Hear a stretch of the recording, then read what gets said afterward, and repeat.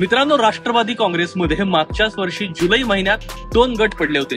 अजित पवार यांच्या नेतृत्वाखाली आमदार आणि नेत्यांचा एक गट शिवसेना भाजपा महायुती सरकारमध्ये सहभागी झाला। त्याचवेळी शरद पवार गट विरोधी बाकांवरती बसला। दोन्ही गटांनी आपणच अधिकृत राष्ट्रवादी काँग्रेस पक्ष आहोत म्हणून निवडणूक आयोगात धाव घेतली होती।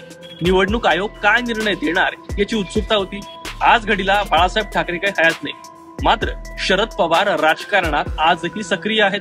इतकंच नाही तर राष्ट्रवादीचा आश्वासक चेहरा मीच आहे असंही त्यांनी सांगितलं होतं। त्यामुळे निवडणूक आयोग शिवसेनेपेक्षा काही वेगळा निर्णय देणार का याची चर्चा सुरू होती। पण निवडणूक आयोगानं पक्ष आणि चिन्ह दोन्ही अजित पवारांनाच दिलंय। आता निवडणूक आयोगाचा हा निर्णय तर आलाय, त्यानंतर आता दोन्ही पवारांकडे किती संख्याबळ आहे तेही एकदा पाहूयात।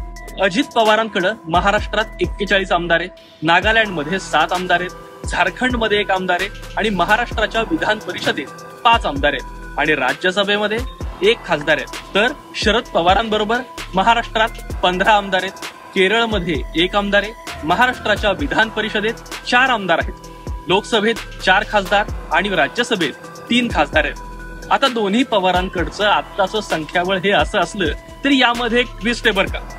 यामध्ये दोन्ही बाजूंना सह्या करणारे 5 आमदार आणि 5 खासदार आहेत।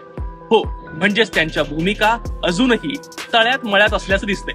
आता हे आमदार आणि खासदार कोण हे अजूनही काही समजू शकलेलं नाही। थोडक्यात काय तर सध्याच्या घडीला असं संख्याबळ दोन्ही गटांकडे। अशातच तर राष्ट्रवादी काँग्रेसचे ते 5 आमदार आणि 1 खासदार काय भूमिका घेणार हे पाहणं महत्वाचं असेल।